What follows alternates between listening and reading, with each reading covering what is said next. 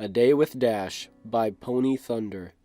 Through the tall pine-wood trees of the ever-free forest, the sounds of birds chirping and woodpeckers pecking filled the air with the peaceful melodies of nature as Scootaloo and Rainbow Dash traversed the landscape together. Both were sporting saddlebags that bounced alongside their flanks with every hoofstep, filled with a few essential camping supplies and the wood for the camping trip they'd been planning for a few weeks. Scootaloo couldn't help but put a smile on and bob her head ever so slightly as she walked behind Rainbow Dash. She was beaming with happiness, so enthralled and excited to finally be going on this camping trip with her adopted big sister. She'd been counting down the days for weeks, and finally they were out in the wilderness, spending time together. As of late, Scootaloo felt like the time she spent with Dash seemed to be dwindling compared to how it used to seem. The fact that Dash was now a Wonderbolt and held a lot more responsibilities meant less time in Ponyville and more time away from her. Of course, it didn't help that the academy was in the air. If it wasn't so difficult to get there by other means than flying, she'd certainly come and visit every so often, but she couldn't. It wasn't as if that was the only reason, though. Scootaloo also had things to do of her own that took up her time. She'd been spending a lot more time with Sweetie Belle and Apple Bloom as they grew closer together as time went by. As they grew older, their quests and adventures as the Cutie Mark Crusaders grew larger as well. They were steadfastly becoming young adults. To Rainbow Dash, it seemed like Scootaloo was still the little filly that she'd always known as her biggest fan. As she took careful steps avoiding the rocks and debris on the forest floor, she reminisced about all the times they had grown closer together. It almost felt like they had been sisters from the very beginning, even though that wasn't the case. Scootaloo's seemingly unlimited adoration of her likely played a role in that. Dash took a quick glance backward over her shoulder as they rounded a corner and looked at Scootaloo. She certainly wasn't a little filly anymore. From a distance, no pony would be able to discern their size difference. Her purple mane was full and flowing, and she was beginning to look less like a filly and more like a young mare. As they continued to walk along the path, Scootaloo's hoofsteps nearly filled the hoofprints Dash had just made. Scootaloo was growing up. Rainbow Dash averted her gaze back toward the path ahead of them. A mixture of feelings began to well up in her mind, mostly pride and sisterly love, but tainted by a twinge of sadness and worry. She felt sadness because of the realization that the days of her fillyhood were behind them. But she couldn't quite place a reason for her worry. What did she have to worry about? Scootaloo was going to grow up to be an inspiring and awesome Pegasus. That much she was certain of.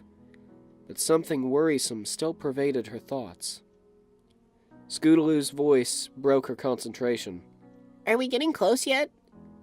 Yeah, Dash replied, her mind still returning to reality. It shouldn't be too far off. This is the best campsite, but we'll have to do a little bushwhacking.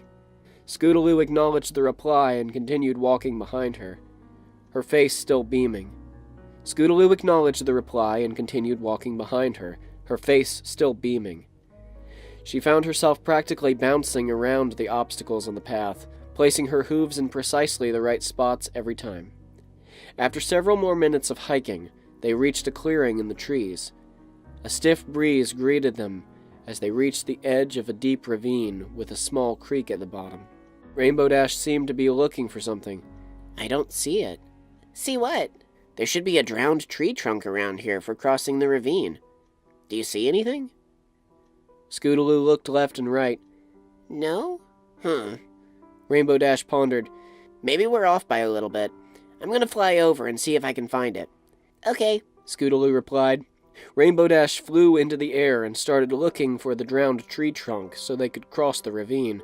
Of course, crossing the ravine for her was trivial, but that wasn't the case for Scootaloo. Rainbow Dash had quickly learned how to realize these sorts of things when she and Scootaloo first started spending time together. In fact, her decision to fly away and check for the fallen tree trunk wasn't easy. Every time she flew around Scootaloo, a small twinge of guilt found its way into her heart, and whenever that happened, memories to the testament of her arrogance in the past resurfaced as well. Well, Here it is, Rainbow Dash said to herself. The tree trunk had fallen into the ravine and wedged itself far below. After a bit of searching, it became apparent that there was no easy way to cross it, and she had to offer to carry Scootaloo over and fly across. Rainbow Dash sighed and headed back, her eyes searching for the orange and purple filly on one side of the ravine. But when she returned, Scootaloo was already on the other side. What? How? Rainbow Dash stammered out, quickly realizing that it was just bringing attention to a sensitive topic. I just jumped from that rock. There. Over to the ledge. There. And then climbed up those parts over there. Easy as cake. Rainbow Dash cocked her head sideways as Scootaloo explained the path she took to reach the other side. It did not look easy at all. She probably couldn't have done it herself without flying. You did all of that? Yeah. Scootaloo replied, trying her hardest to stifle a smirk. Dash replied as she touched down next to Scootaloo. Awesome.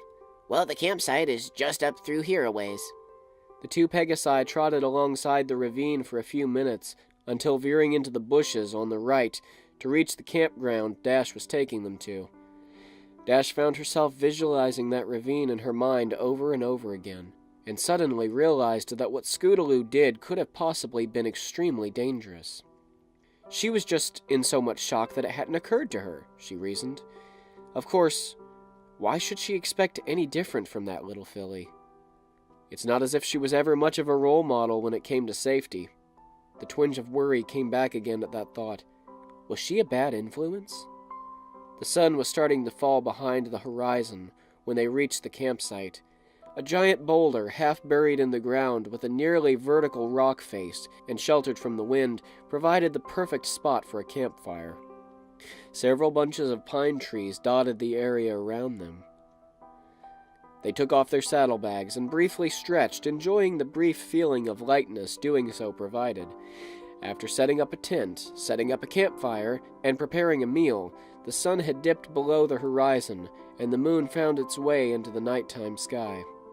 The air quickly cooled, and the sky became dark, sounds of birds being replaced by crickets. Dash threw a pile of sticks onto the campfire to keep it going, and sat down on a log next to Scootaloo. She thought briefly about mentioning how dangerous crossing the ravine was from before, but it seemed too late to say anything now, choosing instead to enjoy the atmosphere. She let her thoughts disperse and focused on the cracking of the fire. Got any stories? Ghost stories? I got tons of those, Dash replied. No, I mean regular stories. She smiled. Memories of telling stories of her past to Scootaloo flooded into her thoughts. It had been a while since she asked her to tell one of those stories. Back then, she was a lot more arrogant than she was on this night. Oh, sure, how about... Her mind went blank. All she could think of were constantly rehearsed stories of her awesomeness. She didn't want to recount those memories anymore, even if they were great stories. She cringed at her past self for being so self-centered. There were some times when she didn't feel like the element of loyalty at all. And now was one of those times. Well, okay, here's one, Dash continued. She told a story from when she was around Scootaloo's age. It wasn't particularly as interesting as the others she would have told before, but it was the least self-centered one she could think of. She finished the story after a couple of minutes. It was fairly late now, and the fire was beginning to die down. Scootaloo yawned, and felt her eyes begin to become heavy. I think I'm going to go to bed. Okay, I'll be there in a minute, Squirt. Scootaloo walked tiredly towards the tent, and Dash sat in front of the campfire to think for a few more minutes. She usually loved it when she called her that. Was she getting tired of it? The feeling of worry returned again, and this time she was finally able to place it. She was worried that Scootaloo would outgrow her. She was worried that her adoration would slowly slip away forever. Before she had met Scootaloo, she was adored by every pony, but deep down she never truly felt it. Not like it felt when Scootaloo did. What if she stopped? She kicked a twig into the fire in disgust with herself. Thinking like that was ridiculous. It felt almost as if her own self-worth stemmed from Scootaloo. From before, it came from the adoration of her peers and the onlookers who marveled at her speed and agility. Her friends were the main source of her self-worth, and they would always be there for her. But it didn't help to completely shake the idea that Scootaloo might one day outgrow her. Of course Scootaloo would always look up to her, right? She always had, despite all of her flaws. And yet, she couldn't shake the idea that as Scootaloo grew into a young adult, her adoration for her sister would gradually diminish. She was already becoming more and more mature and capable as the weeks went by. Her ability to traverse the ground was truly remarkable, not to mention her scooter skills. Scootaloo was really quite the astounding Pegasus.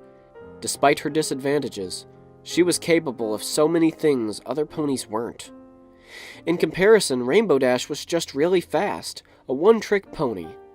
Upon the realization that she was comparing herself to Scootaloo, she shut down her train of thought and put out the campfire to return to the tent. This was supposed to be a sisterly bonding trip, and it seemed like all she could focus on was how terrible a sister she was. Rainbow Dash opened the flap to the entrance of the tent and ducked her head inside, her mind clouded with the thoughts that she had been ruminating in for the whole day. Suddenly she found herself being tackled to the ground.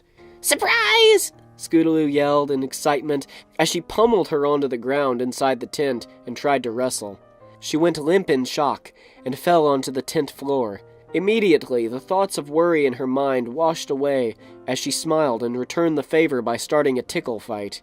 Everything that she had thought about before no longer seemed to matter. Scootaloo always loved her, and always would, and she would always love her in return.